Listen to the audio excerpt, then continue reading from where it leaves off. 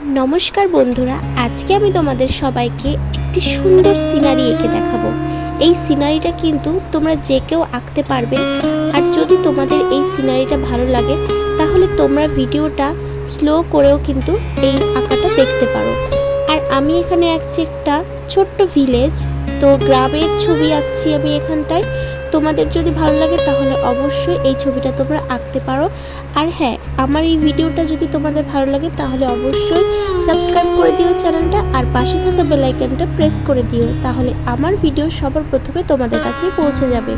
যেহেতু আমি এই ভিডিওটা প্রথমবার তৈরি করছি, আমি কিন্তু আর্ট হিসাবে তোমাদের সামনে এটাই প্রথমে তুলে ধরলাম। তোমাদের যদি আমার ভিডিও ভালো লাগে তাহলে লাইক করে দিও, তাহলে আমি তোমাদের সামনে আরও অনেক সুন্দর সহজ আর্ট সামনে নিয়ে আসবো। তো ভিডিওটা তোমরা দেখতে থাকো।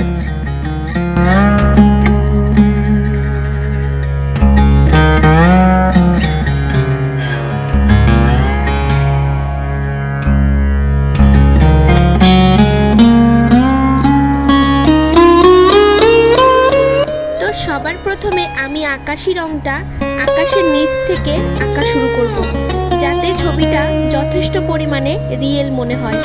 আর এই দিকটা দেখো আমি ভালোভাবে কিন্তু আকাশি রংটা এঁকে নিচ্ছি। আর তার ওপরের জায়গাটুকু আমি এর থেকে এক অংশ গাঢ় রংটা দিয়ে দেব, মানে নীল রংটা ভালো করে দিয়ে দেব। তো বন্ধুরা, এখন আমি ঘরের ওপরে দেব কমলা রংটা। কমলা রংটা দেওয়ার সময় নিচে খানিকটা জায়গা আমি ফাঁকা রেখে দেব, যাতে এর থেকে আমি এক অংশ গাঢ় রংটা দিতে পারি।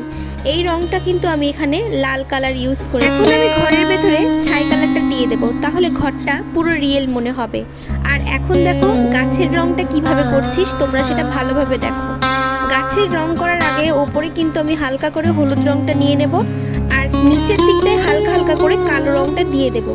কালো রংটা কিন্তু একটু অল্প দেব, যেহেতু এটা কালো, এটা কিন্তু একটুতেই অনেকটা হয়ে যায়, তো সেই জন্য আমি কালো রংটা অল্প নিয়েছি। আর মাঝখান দিয়ে সবুজ রংটা করলে কিন্তু এই গাছটা একদম অরিজিনাল লাগে। আর ঘরের নিচ দিয়ে ডোয়ার কালারগুলো কিন্তু আমি মাটি রঙে করার চেষ্টা করছি।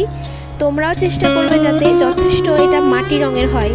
আর ঘরের পেছন দিয়ে কিন্তু আমি ঘাসগুলো করে নিচ্ছি সুন্দরভাবে।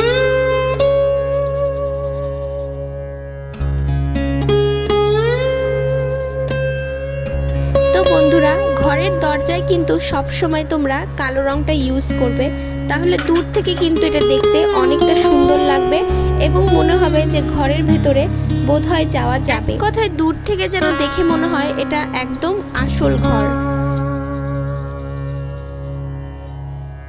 এখন আমি রাস্তার রংটা করব। যেহেতু রাস্তার রংটা কিন্তু অনেক সময় অনেক জায়গায় অনেক রকম হয়, এটা যেহেতু পিচের রাস্তা নয়, এটা আমি যেহেতু একটা গ্রামের ছবি আঁকছি, তো গ্রামে অবশ্যই মাটি দিয়েই রাস্তা তৈরি হয়, তো আমি এখানটায় ইউজ করেছি মাটির রঙের। তোমরাও চেষ্টা করবে গ্রামের ছবি সবসময় যেন মাটির রঙের রাস্তা হয়। আর এই দিকটায় দেখো ঘাসগুলো আঁকছি আমি, যেরকম তোমাদেরকে আগে বলেছি গাছের সময়ও যে হলুদ কালারটা ওপরের দিকে দিতে আর মাঝখানের দিকে সবুজটা দিতে। আর এখানে যেহেতু কোনো কালো রং ইউজ হবে না, কারণ এটা একটা মাঠ হবে পুরোটাই, তো চেষ্টা করবে নিচে সব থেকে ডিপ কালারটা দেওয়ার সবুজে। তো দেখো মাঠটা কিন্তু একদম সুন্দর লাগছে দেখতে। আমি এখানে হলুদটা আগে ইউজ করছি, তারপরে কিন্তু আমি এখানে সবুজ রংটা ইউজ করছি। আর হলুদের গায়ের ওপরে কিন্তু হালকা হালকা সবুজ রংটা দিয়ে দেবে, তাহলে দেখতে জিনিসটা অনেকটা অরিজিনাল লাগবে। তো আমার কিন্তু ছবি প্রায় কমপ্লিট হয়ে গেছে। তার আগে বলে দিই, তোমাদের যাদের আমার এই ছবিটা দেখতে বা আঁকতে বা মানে ভালো লেগেছে, তোমরা প্লিজ আমার চ্যানেলটাকে সাবস্ক্রাইব করে দিও। আর অবশ্যই পাশে থেকেও একটা লাইক করো, তাহলে আমি যাতে তোমাদেরকে আরও এর চেয়েও সুন্দর সুন্দর ছবি এঁকে দেখাতে পারি। তো আজকের জন্য এখানেই টাটা। তোমরা সবাই ভালো থেকো, সুস্থ থেকো।